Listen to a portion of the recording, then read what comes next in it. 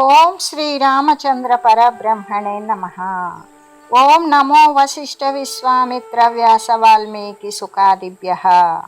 ఓం శుక్లాంబరధరం విష్ణుం శశివర్ణం చతుర్భుజం ప్రసన్నవదనం ధ్యాయేత్ సర్వవిఘ్నోపశాంతయే. ఓం నమో బ్రహ్మాదిభ్యో బ్రహ్మ విద్యా సంప్రదాయ కర్తృభ్యో వంశ ఋషిభ్యో మహద్భ్యో నమో గురుభ్యః. ఓం శ్రీరామో రామభద్రశ్చ రామచంద్రశ్చ శాశ్వతః రాజీవలోచన శ్రీమాన్ రాజేంద్రో రఘుపుంగవః. శ్రీ యోగ వాసిష్టము ఉత్పత్తి ప్రకరణము ఏ విధంగా ఉన్నది అంటే, మృగతృష్ణారూపం దేనివల్ల భాషిస్తుంది మనకి అంటే, ఎండమాముల్లో నీళ్లు లేకపోయినా నీళ్లున్నట్లు కనబడేటువంటిది కేవలం తీక్ష్ణమైనటువంటి తపము అంటే తీవ్రమైనటువంటి సూర్యుని యొక్క తాపము చేతనే మృగతృష్ణ యందు ఆ నీరెండ ఛాయలే మనకి లేకపోయినా నీరున్నట్లు కనబడుతూ ఉంటుంది. అలాగే ఈ నామముతో రూపముతో కూడి క్రియలతో కూడా సహితమై ఉన్నప్పటికీ కూడా ఆత్మ మాత్రమే స్వయంగా ఈ జగత్తు యొక్క విచిత్రాలన్నీ రూపాలలో కూడా భాషిస్తూ ఉంటుంది. అంటే కారణము, కర్మ, కర్త అనేటువంటివి ఇవన్నీను, జనన మరణాలు ఇవన్నీ కూడా పరమాత్మయే. ఆ పరమాత్మ కంటే వేరైనటువంటిది ఇతరమైనటువంటిది లేనే లేదు. అతనికి అన్యమైనటువంటిది పరమాత్మ కంటే ఇతరమైనటువంటి కల్పన కూడా లేదు కదా అని చెబుతూ, నలోభోస్తి నమోహోస్తి న తృష్ణాస్తి న రంజన క ఆత్మనాత్మన్యో లోభస్తృష్టా మోహో ధవాకుతః. పరమార్థమున లోభము, మోహము, తృష్ణ, ఆసక్తి అనేటువంటివి ఈ పారమార్థికమైనటువంటి పరమాత్మ తత్వమునందు ఎప్పటికీ లేవు. ఆత్మయందు ఆత్మకు లోభము కానీ కోరిక కానీ ఎలా ఉంటాయి? ఉండవు కదా. అంటే రెండవ వస్తువే లేని కారణం చేత ఇక లోభము లేదు, దేని పట్ల మోహము లేదు, తృష్ణ లేదు, ఆసక్తి కూడా లేదు. తన యందు తనకు మరి అంటే ఉండేటువంటిది ఆత్మ వస్తువే అయినప్పుడు ఆత్మయందు లోభము, తృష్ణ, మోహము అనేటువంటివి ఎక్కడుంటాయి? ఉండవు కదా. జగత్తును కల్పనా క్రమం అంతయు కూడా ఆత్మే అవుతుంది. ఆభరణ రూపమున ఉన్నటువంటిది ఏమిటి? బంగారమే. అయితే కానీ బంగారాన్ని బంగారంగా చూస్తామా? ఆభరణ రూపంలో ప్రకాశిస్తుంది. ఆభరణ రూపంలో ప్రకాశించేటువంటిది బంగారమే. ఆత్మయే మనోరూపంలో ప్రకటితమవుతుంది. ఇక్కడ మనం మనసు చేత, మనసు సంకల్పము చేత అది సంకల్పించిన ప్రతి వస్తువుని చూడడం, దాని యొక్క విషయపరంగానే మనం క్రియాత్మకం అవ్వడం జరుగుతుంది. కానీ ఇదంతా దేనిది అంటే ఆత్మయే. ఏ రూపంలో? మనోరూపంలో ప్రకటితమయ్యేటువంటిదంతా ఆత్మతత్వము కంటే అన్యమైనది లేదు. ఉత్తమమైనటువంటి ఆత్మపదము యొక్క అనభిఘ్నత్వమే చిత్తము. అంటే ఉత్తమమైనటువంటి ఆత్మపదము యొక్క ఇక్కడ ఆత్మ అనేటువంటి పరమాత్మ తత్వము కంటే మరి వేరైనటువంటిది, అసత్యమైనటువంటిది ఏదైనా ఉన్నదా అంటే లేదు. ఒకవేళ అది ఉన్నది అంటే అదేంటి?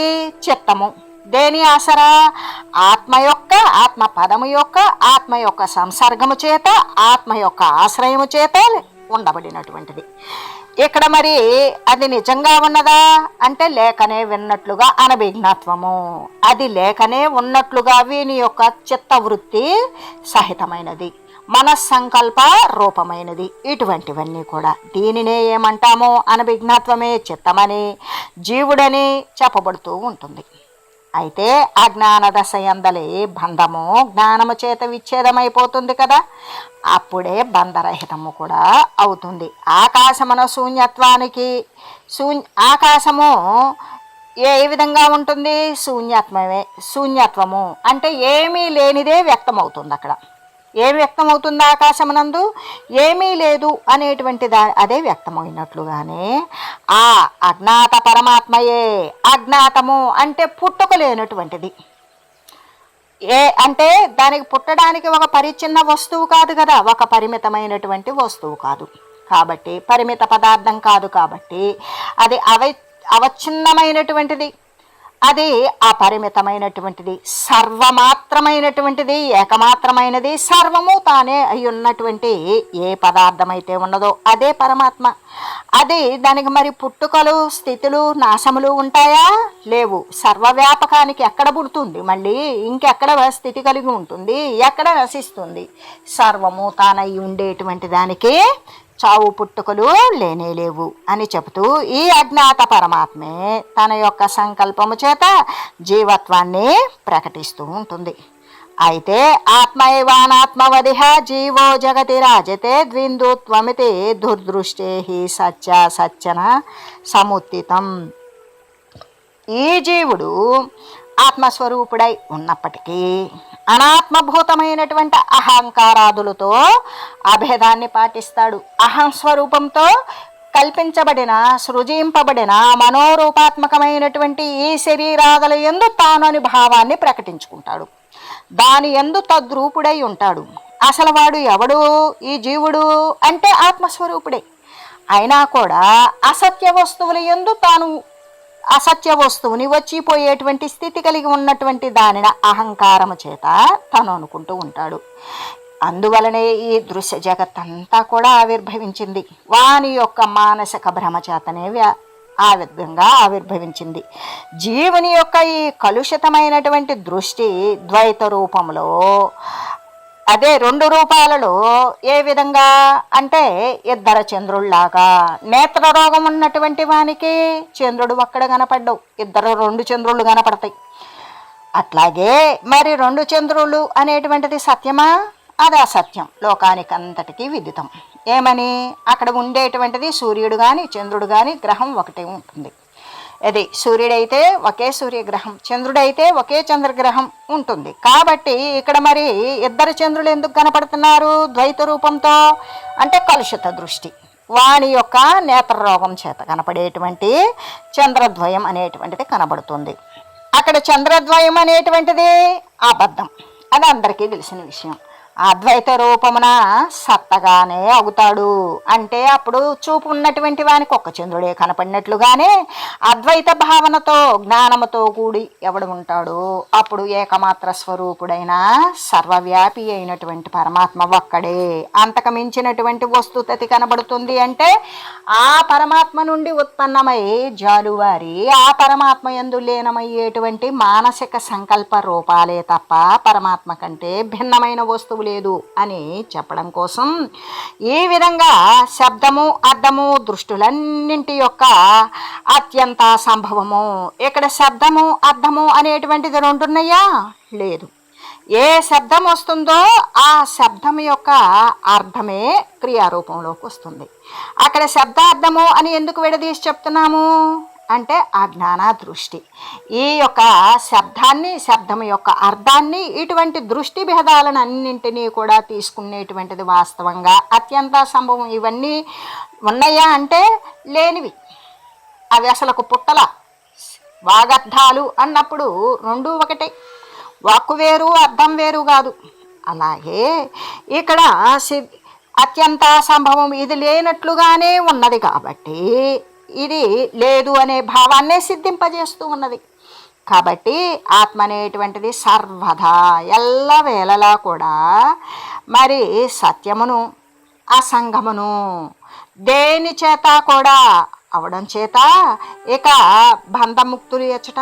అక్కడ మరి బంధింపబడిన వారెవరు, ముక్తి చెందవలసిన వారెవరు, ఎవరికి బంధమయ్యనేది, ఎవరు ముక్తి చెందవలే అనేటువంటి విషయాన్ని గురించి తెలియజేస్తూ నిత్య సంభవబద్ధస్య బద్ధోస్మితి కుకల్పన యస్య కాల్పనికస్తస్య మోక్షో మిథ్యాన తత్వతః. సదా అంటే ఎల్లకాలము కూడా బంధరహితుడై ఉండువానిని బద్ధుడగుట కల్పనమే అవుతుంది.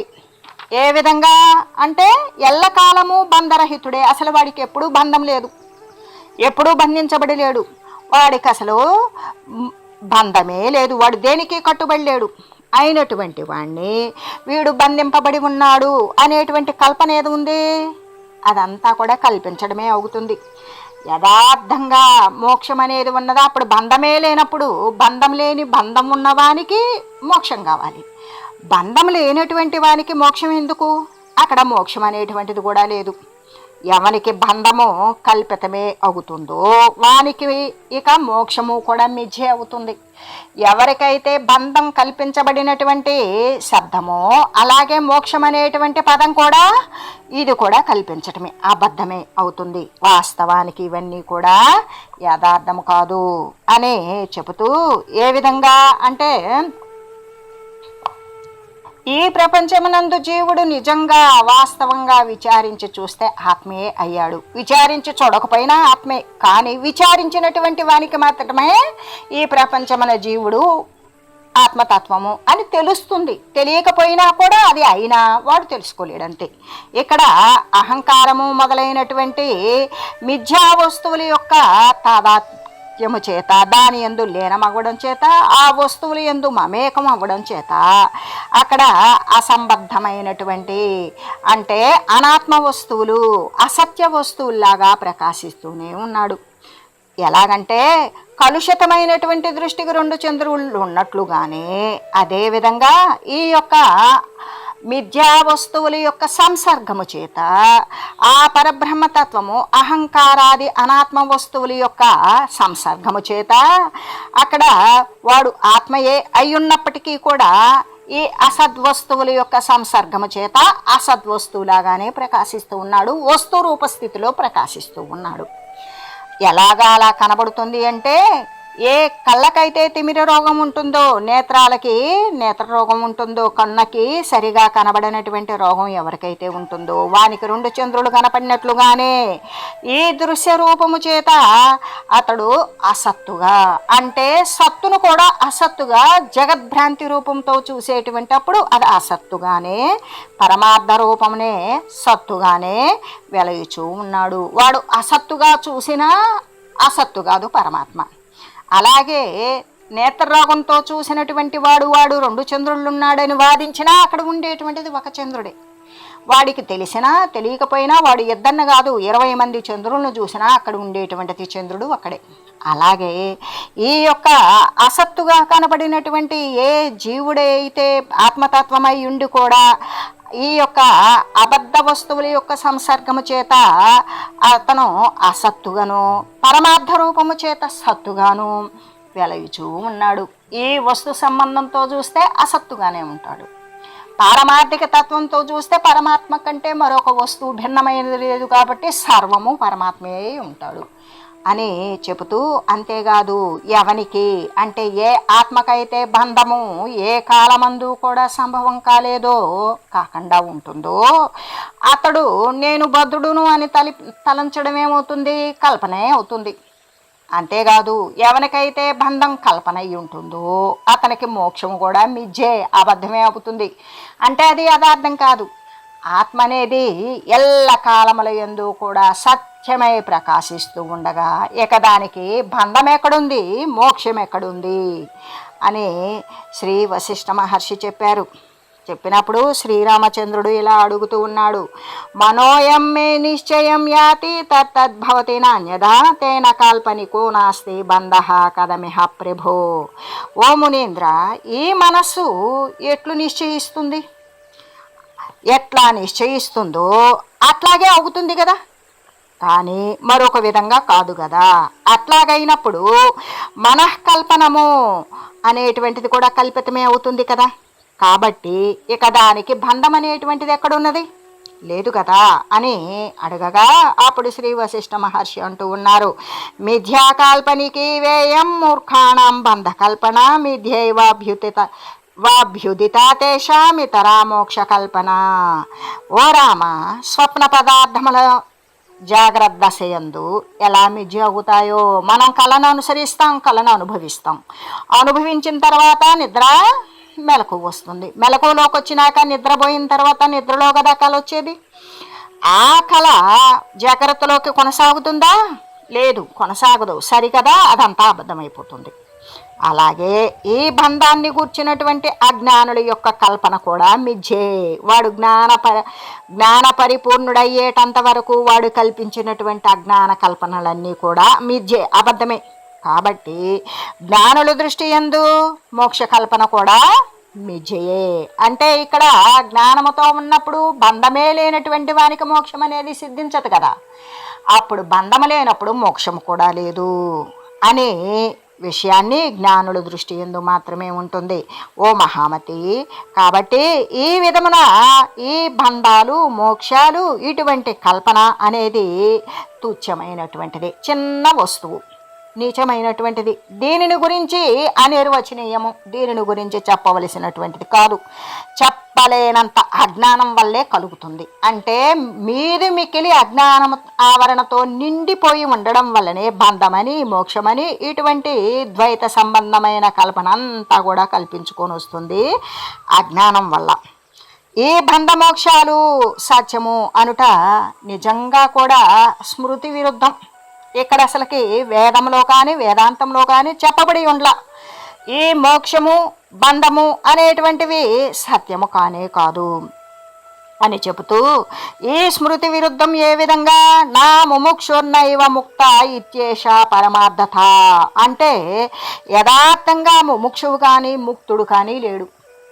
ఇక్కడ మోక్షం చెందాలనుకునేటువంటి వాడు కానీ మరి వాడు ముక్తత్వం పొంది ఉన్నాడు అనేటువంటిది కానీ అక్కడ లేనే లేదు.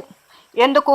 పరమార్థమున పారమార్థికమున పరమాత్మతత్వాన్ని పొందేటువంటి మార్గాయాసములో వానికి అక్కడ బంధము కానీ మోక్షము కానీ ఉండదు అని చెబుతూ, అంతేకాదు ప్రాజ్ఞుడువైన ఓ రామచంద్ర, రజ్జు సర్ప దృష్టాంతమునందులాగానే కల్పన యొక్క అవస్తువత్వము ఏది వచింపబడిందో అది ప్రబుద్ధుడగు జ్ఞానిని గూర్చి అనియు పూర్వోక్తమైనటువంటి అనిర్వచనీయత్వ అజ్ఞానిని గూర్చి అనియు తెలుసుకునము. ఏ విధంగా అంటే రజ్జు సర్ప దృష్టాంతము. రజ్జు సర్ప దృష్టాంతము అంటే వివర్త మార్గము. అక్కడ ఉండేది ఒకటైతే మనం వేరుగా అనుకోవడం. తాడు ఉన్నది, తాడు యందు భ్రమచేత మనం ఏం చూసాం? పామును చూసాం. అక్కడ పాము లేదు అని తెలిసింది, అప్పుడేమనుకున్నాం? పాము అని కల్పించాం. వాస్తవానికి అక్కడ ఉన్నది తాడే అనుకున్నప్పుడు అక్కడ అవస్థత్వం ఏదైతే వచింపబడిందో అక్కడ పాము అనేటువంటి అవస్థత్వం నశించిపోయింది, లేదు ఇక.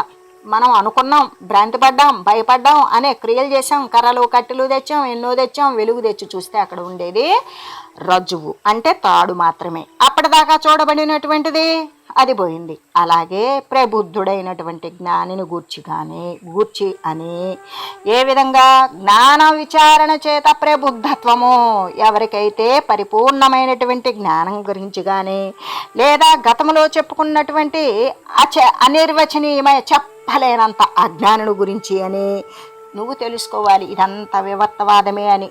కాబట్టి రామ, బంధము మోక్షాలను గురించినటువంటి వ్యామోహము తత్వవేత్తలకేమీ ఉండదు. శాశ్వతమైనటువంటి పరమాత్మతత్వాన్ని గురించి కొనసాగేటువంటి వానికి ఇటువంటి బంధమని మోక్షమని ఇటువంటి ఏ భేదాభిప్రాయాలు లేవు.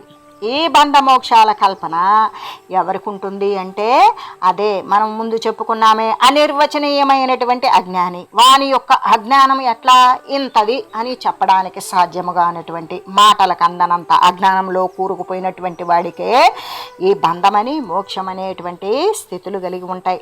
కాబట్టి సత్యవ్రతుడైనటువంటి అంటే సత్యమునందే వ్రతము కలిగి ఉన్నావు అటువంటి ఓ రామ, మాయావేష్టితుడకు పరమాత్మ నుండి ప్రథమంగా మనస్సును, ఆ తర్వాత బంధమోక్షాల గురించినటువంటి కల్పన, ఇవన్నీ కూడా మాయావేష్టితుడకు మాయ చేత పరివేష్టించబడినటువంటి పరమాత్మ.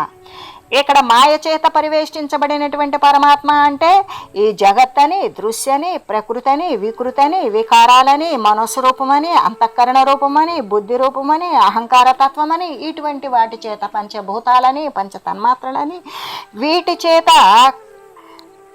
పరివేష్టించబడినటువంటి పరమాత్మ ఏదైతే ఉన్నదో ఆ పరమాత్మ నుండి మొట్టమొదట మనస్సు అనేది ఉత్పన్నమైంది. ఆ తర్వాత ఆ మనస్సు ద్వారానే మనం ఒక బంధంలో చిక్కుకొని ఉన్నాం. మనకి ఒక విముక్తత్వం కావాలి, ఒక మోక్షత్వం కావాలి అనేటువంటి కల్పన ఒకటి తయారవుతుంది.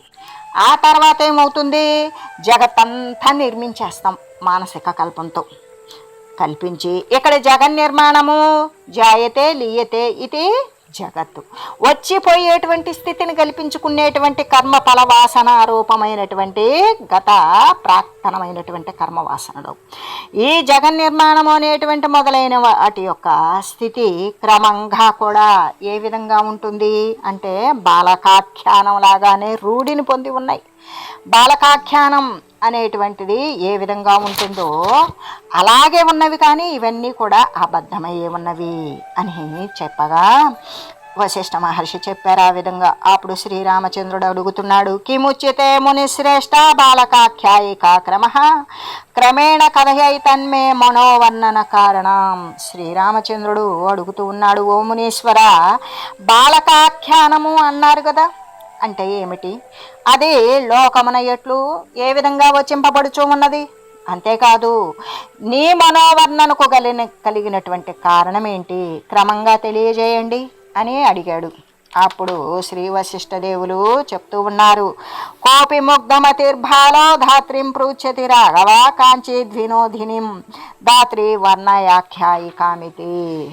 వశిష్ఠ మహర్షి చెప్తూ ఉన్నారు, రామ, సత్య వివేచన శూన్యమగు బుద్ధి కలిగిన బాలకుడొకడు, అంటే సత్యము అసత్యము అనేటువంటి వివేచన చేయలేనటువంటి శూన్యత్వంతో కూడినటువంటి బుద్ధి కలిగి ఉన్నాడు.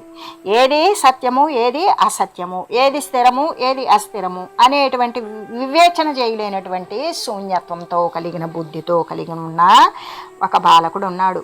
వాడు తన దాదితో అంటూ ఉన్నాడు, ఏమని? ఓ దాది, మనోరంజకమైనటువంటి ఒక కథను ఒకదానిని నాకు చెప్పు అని అడిగాడు.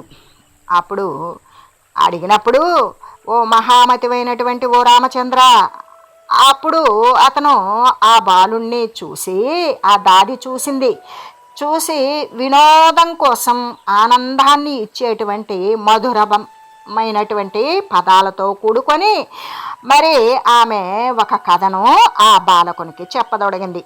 ఓ బాలక, ఒకానొక శూన్య నగరంలో సౌందర్యవంతులైన వారు, ధార్మికులు, వీరులు అయిన 3 రాజపుత్రులు ఉన్నారు.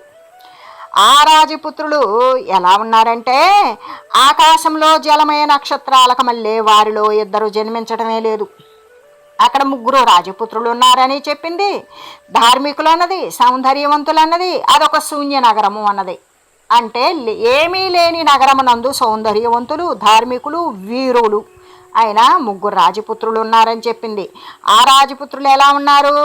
జలముతో నిండిపోయినటువంటి నక్షత్రాలాగానే వారిలో 2 పుట్టనే లేదు. మరొకడు తల్లి గర్భమునందు ఇంకా ప్రవేశించను కూడా లేదు, అసలు తల్లి కడుపులో కూడా లేడు. దైవవశం చేత బంధువులు అంతా మరణించడం చేత ఆ మలినముఖులు, దుఃఖాక్రాంతులు ఆయన అందరూ కలిసి నిశ్చయించుకున్న వారే ఉత్తమమైనటువంటి లాభార్థం, ఇంకా ఇంతకంటే గొప్పమైనటువంటి లాభాన్ని పొందాలి అనుకొని ఆ శూన్య నగరాన్ని వదిలేసి మరొక నగరానికి పోవడానికి వారంతా బయలుదేరారు. ఆ బయలుదేరినప్పుడు ఎవరు? ఆ 3 బయలుదేరారు. విశాల ముఖాలైనటువంటి ఆ 3 అంటే ఆ రాజకుమారులు కలిసి ఆకాశము నుండి వెళ్ళినటువంటి బయలుదేరినటువంటి బుధుడు, శుక్రుడు, శని అనేటువంటి గ్రహాల్లాగా ఆ శూన్య నగరం నుండి బయలుదేరి ఇక్కడ గ్రీష్మ ఋతువులో ఉండేటువంటి పల్లవంలాగానే ఎండవేడి చేత బాగా తప్పించిపోతున్నారు. గ్రీష్మ ఋతువులో అధికమైనటువంటి తాపం ఉంటుంది, ఎండ వేడి అధికంగా ఉంటుంది. ఆ విధంగా చిన్న చిన్న చిగురుటాకులు ఏ విధంగా వేడిని భరించలేవో అంత తప్పించిపోతూ ఉన్నారు. అలా వెళుతూ ఉన్నటువంటి మార్గంలో ఉన్నటువంటి వేడి ఇసుక చేత వారి యొక్క పాదాలన్నీ కాలిపోతూ ఉన్నాయి. మరి సమూహం నుండి వేరుపడినటువంటి మృగాలలాగానే లేళ్ల మంద నుండి 1-2 లేళ్లు విడిపోయినట్లుగానే వారు బాధపడుతూ అయ్యో అని విలపిస్తూ ఉన్నారు. అంతేకాదు కుశాగ్ర భాగాల చేత వాళ్ళు నడిచేటువంటి దారిలో ఏమున్నాయి? దర్భలున్నాయి.